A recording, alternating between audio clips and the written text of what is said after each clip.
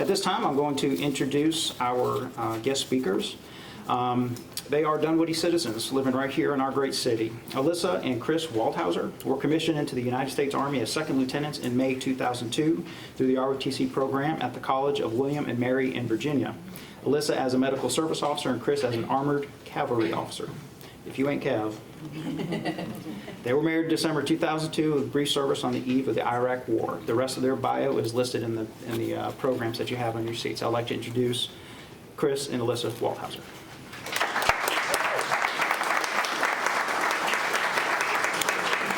Well, good morning. As previously mentioned, I'm Alyssa Waldhauser, and I served 7 years in the U.S. Army as a medical evacuation pilot. So as I was preparing my remarks for this morning, I thought about how I feel when I watch a war movie. And I never had to shiver in a foxhole in the snowy forest of Bastogne, or crawl through the sands of Normandy, or suffocate in the humid jungles of Vietnam. So I always feel like my service is less than, or maybe doesn't compare. But when I shifted that spotlight off myself and thought about the men and women that I served with while I was in the Army, I realized that pretty much all service matters and maybe even deserves a little recognition.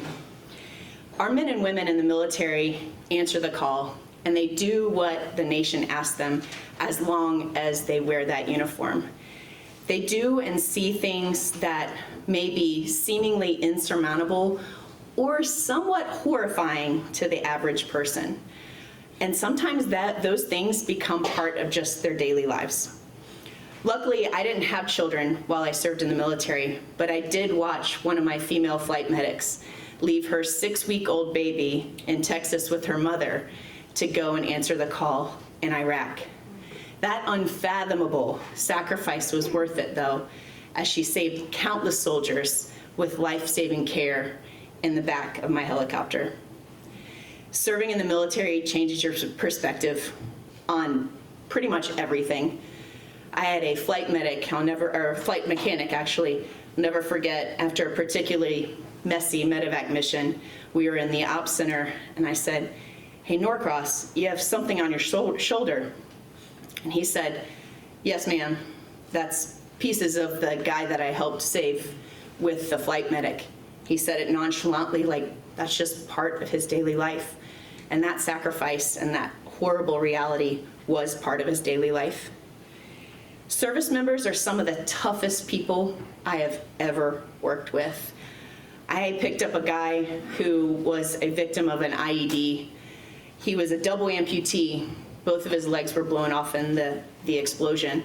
He put on his own tourniquets. I also have a flight crew. We were shutting down an aircraft on an airfield, just doing normal shutdown procedures when the airfield started getting rocketed. And as a 24-year-old woman who'd never had a life-threatening situation in my life, I really didn't know what to do, but I was the leader in that helicopter, and my soldiers rallied around me, got me to focus, and got me to take cover. I watched soldiers continue CPR on their buddy long after his lifeless body had turned blue. I didn't join the military for those kind of thrills, for those kind of life-threatening situations. I joined because I didn't have any money for college, but I answered the call and I was like, all right, medical service corps, I could go be a hospital administrator for 4 years. I get a college degree out of it. I'll sit at a desk. Maybe I'll have to go to Korea. Maybe I'll have to go to Bosnia. But senior year of college, we were sitting in military science class, Kris and I, and we saw the second plane hit the Twin Towers. And I thought, well, there goes my peacetime service. I knew that my life was going to be completely different. I had no idea that as I decided to go to, take the flight aptitude test because, oh my gosh, I have to be in the military, I might as well do something super cool. Or when I decided that, okay, I'll take the flight school slot because I got it because I passed the test and I'm a girl, so they needed some women representing in the aircraft. I decided to take the flight school slot, not because I was dying my whole life to be a pilot, but because I got assigned to Germany, and the guy I loved got assigned to Texas. That's not gonna work to get married. So I was like, I'll go to flight school so I can stay in the States. I had no idea that when I pinned those wings, those pilot wings, a year later, and jokingly told Kris that even though he had airborne and air assault wings, pilot's wings were really the only wings that mattered, because he couldn't have gotten those wings without pilot's wings. When I pinned those wings, I had no idea that almost all my flight hours in the military would be spent in combat. I didn't fathom it. It's crazy that when members of the military, they do what is asked of them no matter what, no matter why they served. Maybe like me, they signed the dotted line because there was a promise to pay for college. Or maybe like Kris, they wanted to serve this great nation their whole lives. Whatever the reason, they decided to give up part of their time and part of their lives to protect those people and the country that they loved. I thank God every day that Kris and I came back from our experience relatively unscathed, both mentally and physically, because that's not always the case. And you have to understand that a veteran's always gonna see things a little differently. I thank you guys for having me come speak this morning, and thank you for your continued support for me and for all veterans.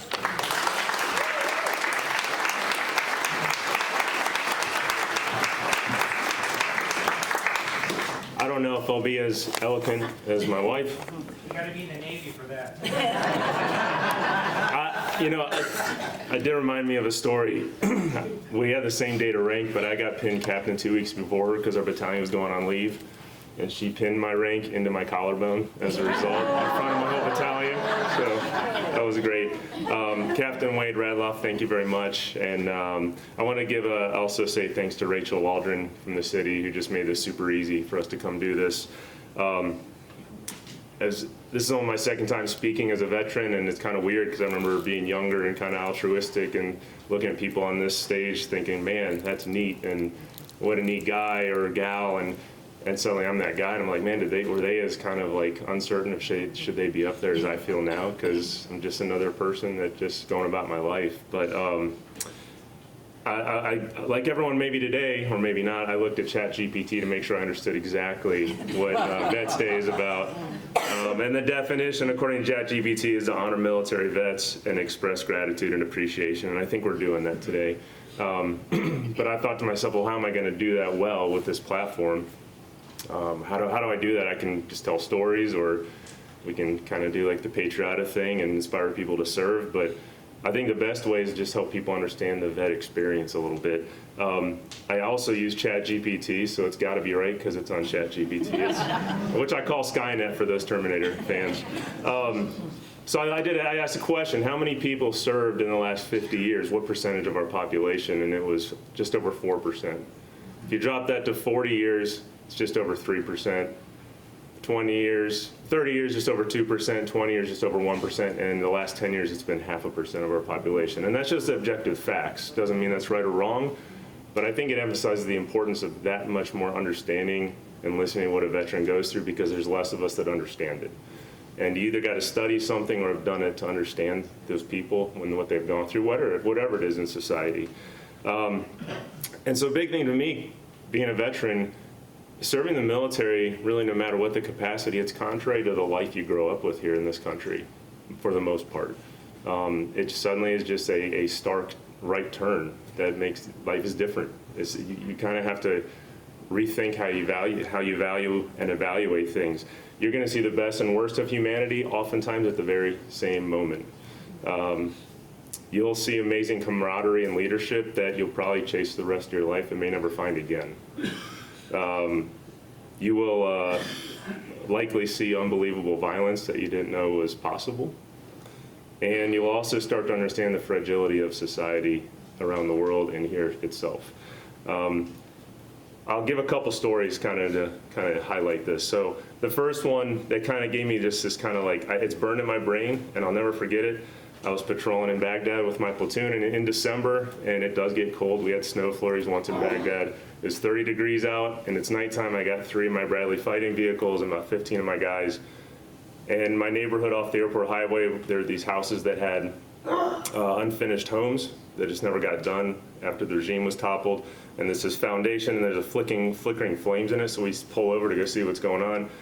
There's a professional-looking Iraqi guy with his young kids and his wife huddled around a little makeshift fire trying to stay warm. And it wasn't like they were like a homeless situation. Like, this is the rule of law is gone. It's just gone.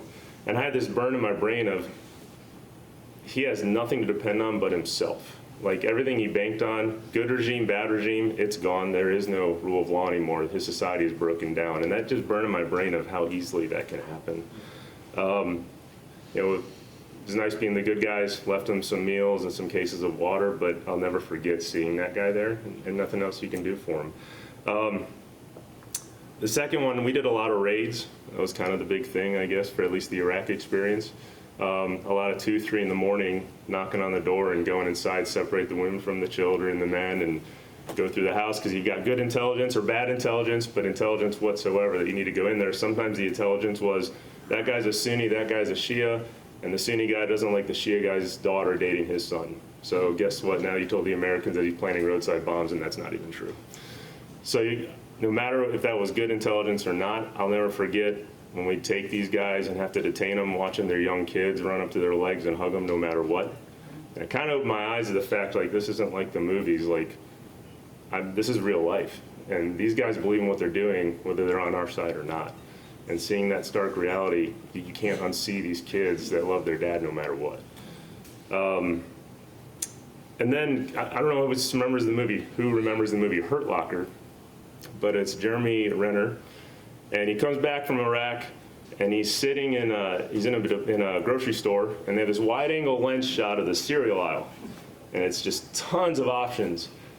And that movie resonated with me because about 2 days after getting home from Iraq the first time, I was used to having 360-degree security all the time whenever we weren't off base. When we were off base, guys have dressed like me, protecting each other. If people weren't like me, then they weren't inside our security, and we had like no choices. And suddenly I'm in Target with Alyssa, and we're picking up a few things. You got to get like a toothbrush, and I just stopped. I'm like, we just got to go. I'm fine, but like, it's just overload because you just start living a different life, and all the choices are gone, and you just suddenly you worry about what's around behind you. And so that connects to my final little story. I have a buddy that I have the great fortune to still work with today privately that was my roommate in Iraq for my second tour. And him and I joke with each other when we go on work trips now, because we both have this problem. We strategically pick which urinal we're using, and we strategically pick which seat we're going to sit in the restaurant, and oftentimes only one of us gets the right seat. But I say that in terms of I can't not think about that anymore. Like, I think about where's to my back, what's to my flanks, subconsciously. It's just who I am now. It's not going to change. So it was a great adventure. It's often a great adventure for people. Sometimes it's not. But I will say my heart is more hardened and softened at the same time because of it. I don't know if it's just because I have kids, but I think it's mixed with the military service.